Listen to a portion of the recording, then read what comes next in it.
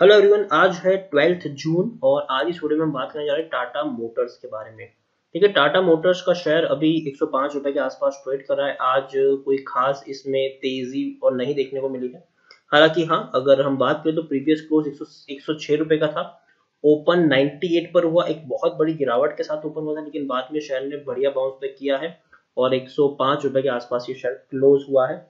तो इस वीडियो में हम बात करेंगे कि टाटा मोटर्स के शेयर में क्या करना चाहिए जिन्होंने खरीदा है उनको, और जो लोग फ्रेश बाइंग करना चाहते हैं उनको क्या करना चाहिए। तो वीडियो को मैं शुरू करूं उससे पहले अगर आपने अभी तक चैनल को सब्सक्राइब नहीं किया है तो प्लीज अभी इसे सब्सक्राइब कर लीजिए, क्योंकि आगे भी बहुत सारे वीडियोस हैं जो आपको काफी ज्यादा हेल्प करेंगे। तो चलिए शुरू करते हैं। तो जैसे कि आप देख सकते हैं कि टाटा मोटर्स अभी 105 रुपए के आसपास शेयर ये ट्रेड कर रहा है। पिछले एक महीने की हम बात करें तो एक महीने में 22% का यहाँ पर ग्रोथ है।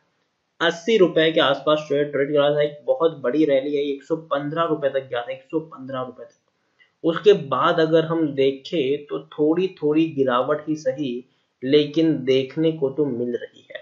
गिरावट यहाँ पर जरूर देखने को मिल रही है। थोड़ा सा शेयर काफी हद तक टूटा है, 115 रुपए से 105 रुपए पर यह शेयर आया है।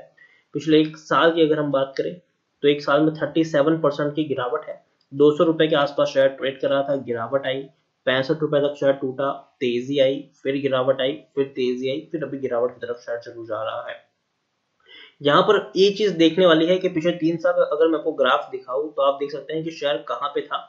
465 रुपए के आसपास शेयर ट्रेड कर रहा था, गिरावट आई, तेजी आई, शेयर कंटिन्यूअस टूट रहा था, 110 रुपए तक ये शेयर टूट गया। रीजन ये था कि टाटा मोटर्स की जो सब्सिडरी कंपनी है जैगुआर लैंड रोवर, वो अच्छा परफॉर्मेंस नहीं कर रही थी। एक बड़ा लॉस वहां पर हो रहा था और उसका रीजन था कि ब्रेग्जिट की वजह से एक बहुत बड़ा लॉस इनको हो रहा था। लेकिन बाद में रिपोर्ट्स आना शुरू हुई कि जेएलआर जो है वो अच्छा खासा परफॉर्मेंस दिखा रहा है, अच्छा खासा मुनाफा कर रहा है, अच्छी खासी गाड़ियां वहां पर बिक रही है चाइना। और अगर हम बात करें जेएलआर की, और तो उनका जो सबसे बड़ा मार्केट है वो यूरोपियन कंट्रीज है और चाइना है। ठीक है, तो बाद में रिपोर्ट्स आई कि वहां से अच्छी इनके नतीजे आ रहे हैं। तो आप खुद देखिए, 110 रुपए का जो शेयर था वो कुछ ही दिनों में 200 रुपए तक चला गया, 200 रुपए तक। लेकिन बाद में क्या हुआ, बाद में कोरोना पेंडेमिक आया, सबसे पहले चाइना में फैला और इनके शेयर्स में गिरावट आई। बाद में यूरोपियन कंट्रीज में फैला, शेयर्स में गिरावट आई। बाद में इंडिया में आया, शेयर टूट के बिखर गया, 65 रुपए पर आ गया। अब धीरे धीरे तेजी जरूर आई है, यहाँ पर वापस 110 रुपए के आसपास शेयर ट्रेड कर रहा है। पिछले 10 साल की मैं बात करूं तो टाटा मोटर्स में पिछले 10 साल में भी 30% की गिरावट है। 600 रुपए तक से शेयर ट्रेड कर चुका है। और देखिए 2016 से इनकी हालत खराब हुई थी, 2016 से शेयर कंटिन्यूस टूट रहा है। जेएलआर इसका सबसे बड़ा जिम्मेदार हम यहाँ पर मान सकते हैं। यहाँ पर आप देखिए लार्ज कैप स्टॉक है, 31,000 करोड़ से भी ज्यादा का इसका मार्केट कैप है। एनएससी में देखें तो भैया 9 करोड़ से भी ज्यादा का वॉल्यूम ट्रेड हमें देखने को मिल रहा है। शेयर होल्डिंग की बात करें तो प्रमोटर के पास 42.39% की होल्डिंग है। एफआईएस के पास 16.84% की होल्डिंग है। म्यूचुअल फंड के पास 6.14% की होल्डिंग है। इंश्योरेंस कंपनी के पास 6.94% की होल्डिंग है। नॉन इंस्टीट्यूशनल इन्वेस्टर के पास 27.19% की होल्डिंग देखने को मिल रही है। प्रमोटर विथ हाईएस्ट होल्डिंग की बात करें तो टाटा सन्स प्राइवेट लिमिटेड है, जिनके पास 44.10% की होल्डिंग देखने को मिल रही है। हालांकि 3.95% जितनी, मतलब तकरीबन 4% जितनी होल्डिंग प्रमोटर की गिरवी भी है। 45 म्यूचुअल फंड स्कीम ने यहाँ पर अपना पैसा लगाया है। 490 एफआईएस भी यहाँ पर इन्वेस्टेड है। हाईएस्ट पब्लिक शेयर होल्डर की बात करें तो एलआईसी है, जिनके पास 5.32% की होल्डिंग है। इंडिविजुअल इन्वेस्टर होल्डिंग 13.18% के आसपास देखने को मिल रही है। 10% का डिविडेंड पे करता था ये शायद 2016 में। बाद में इन्होंने पिछले कई सालों से डिविडेंड भी पे नहीं किया है। तो देखिए एक और खबर है जिसके ऊपर हमें ध्यान देना चाहिए, हालांकि पुरानी खबर है, ये 5 जून की खबर है, एक हफ्ता पुरानी खबर है ये, कि जैगुआर लैंड रोवर ने 705 मिलियन रेज किया है, मतलब लोन लिया है चाइनीज बैंक से। और अगर हम यहाँ पर बात करें, देखिए जैगुआर जो है उनका सबसे बड़ा जो मार्केट है वो चाइना है, वो भी हमें यहाँ पर भूलना नहीं चाहिए। Jaguar Land Rover owned by India's Tata Motors have entered into agreement with lenders in China for secured term loan facilities of 5 billion yuan, जिसकी अगर हम देखें तो 704 मिलियन डॉलर तक ये होता है। Marketing is first debt financing in China sets. तो यहाँ पर अगर हम बात करने जाए तो आप देख सकते हैं The fundraising come as coronavirus pandemic has hit global automakers supply chain and sales।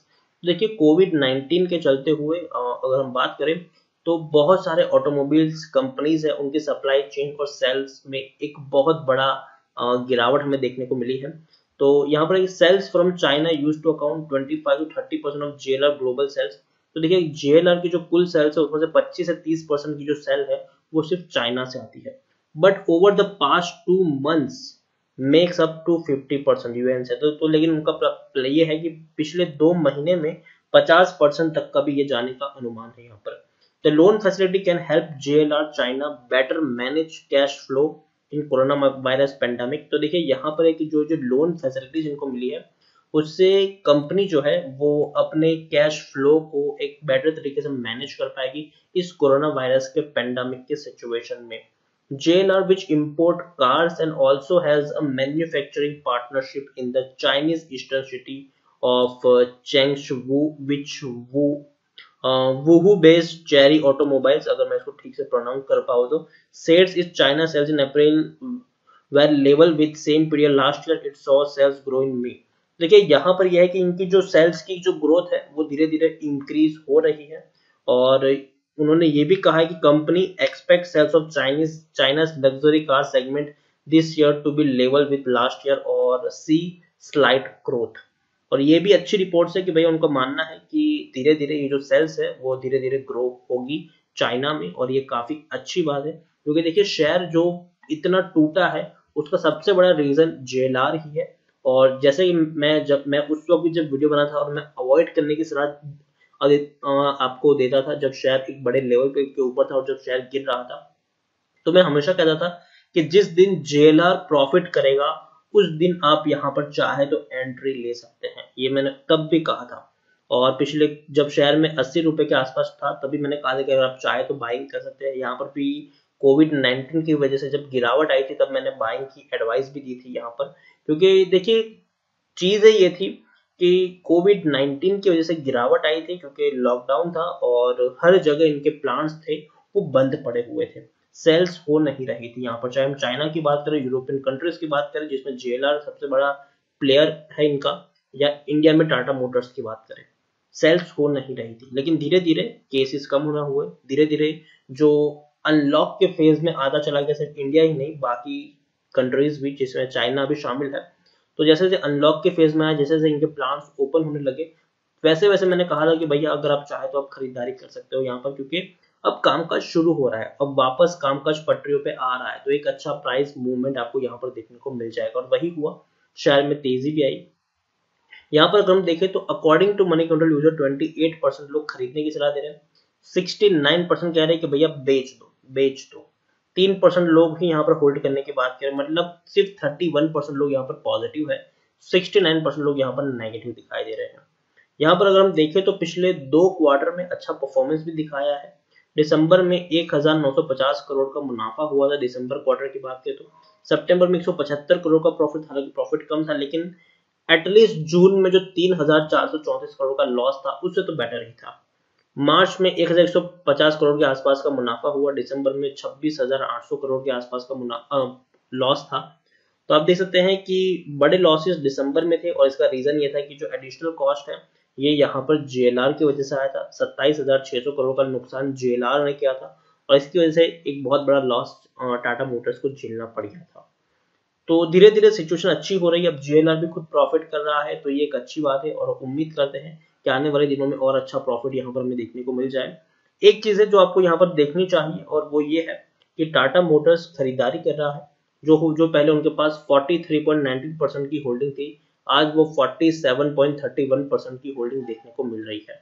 मतलब टाटा मोटर्स ने एक बहुत बड़ी होल्डिंग अपनी इंक्रीज की है और जो गिरवी रखे शेयर थे उनको भी छुड़ाया है।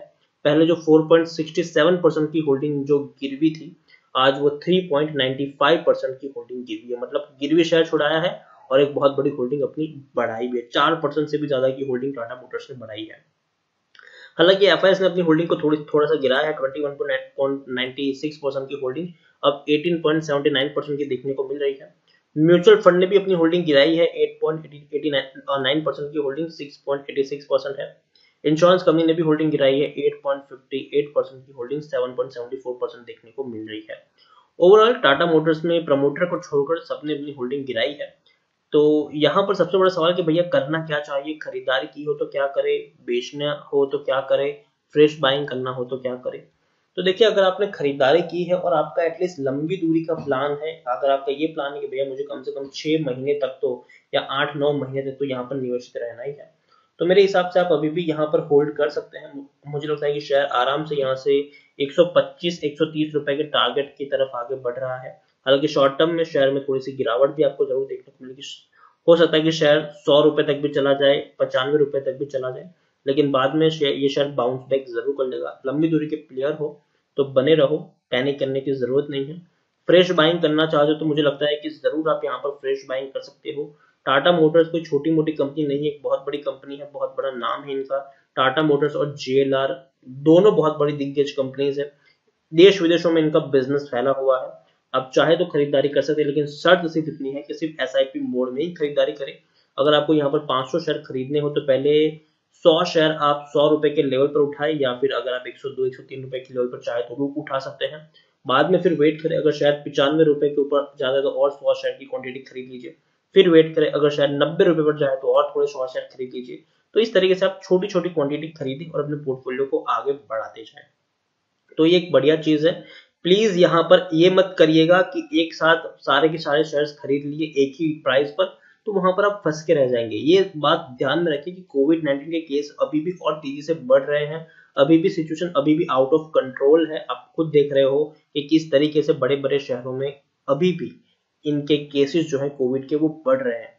एक साथ सारे के सारे शेयर्स खरीदने की गलती बिल्कुल भी मत करिए। बहुत लोग कमेंट में कहते हैं कि सर मैंने 1000 शेयर खरीद लिए, 2000 शेयर खरीद लिए, 500 शेयर खरीद लिए, अब मैं क्या करूं यहाँ पर। देखिए, एक साथ सारे के सारे शेयर्स मत खरीदिए। कोई ऐसा नहीं होगा कि यहाँ से बॉटम आउट हो चुका, अब यहाँ से शेयर नीचे नहीं गिरेगा, ऊपर ऊपर जाएगा। जी नहीं, खरीदारी के बहुत सारे मौके आपको मिलेंगे, कोई मौका आपके हाथ से छूटा नहीं जा रहा है। क्यों जल्दबाजी में बहुत सारे शेयर्स खरीद रहे हो। छोटी क्वांटिटी खरीदो, पैसा है तो बचा के रखो, एवरेजिंग करने में काम आएगा। एवरेजिंग करने के लिए पैसा बचा के रखो। कोई भी शेयर खरीदो, ये सोच के खरीदो कि आपको यहाँ पर एवरेजिंग करना ही पड़ेगा। तो इसी के साथ वीडियो को एंड करूंगा। अगर आपको वीडियो पसंद आया हो तो प्लीज इसे लाइक करें, शेयर करें। चैनल पर पहली बार है तो प्लीज सब्सक्राइब करें। और टाटा मोटर्स के बारे में आप क्या सोचते हैं वो भी आप मुझे कमेंट में लिखकर बता सकते हैं। Thank you.